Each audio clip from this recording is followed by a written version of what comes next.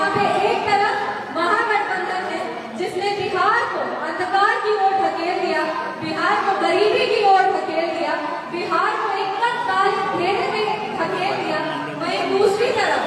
हमारे यशस्वी प्रधानमंत्री श्री नरेंद्र मोदी जी और हमारे माननीय मुख्यमंत्री श्री नीतीश कुमार जी, युवा शक्ति युवा नेतृत्व का प्रतीक चिराग पासवान जी, हमारे अभिभावक जीतन राम मांझी जी, उपेंद्र कुशवाहा जी, इन सभी 5 पांडव के नेतृत्व में एक एनडीए गठबंधन बिहार में है जो बिहार को विकास की राह पर लेकर के जाना चाहता है, जो बिहार को आगे लेकर के जाता है।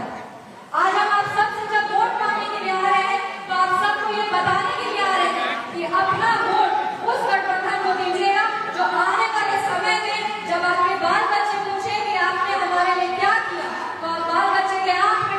आंख डाल के कह सके कि हमने तुम्हारे लिए एक सशक्त और मजबूत सरकार चुनी जो तुमको एक सशक्त और विकसित बिहार बना करके देगा। जब हम बात करते हैं एनडीए गठबंधन की, तो हमने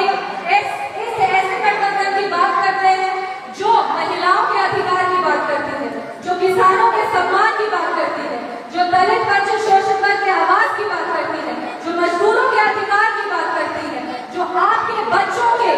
भविष्य की बात करती है। यहाँ पे इतनी सारी हमारी महिलाएं हैं और महिला सशक्तिकरण